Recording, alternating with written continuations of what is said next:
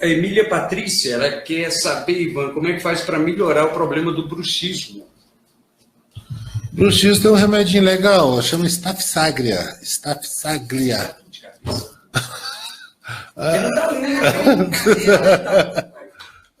Mas a gente passou a raiva nesse vídeo.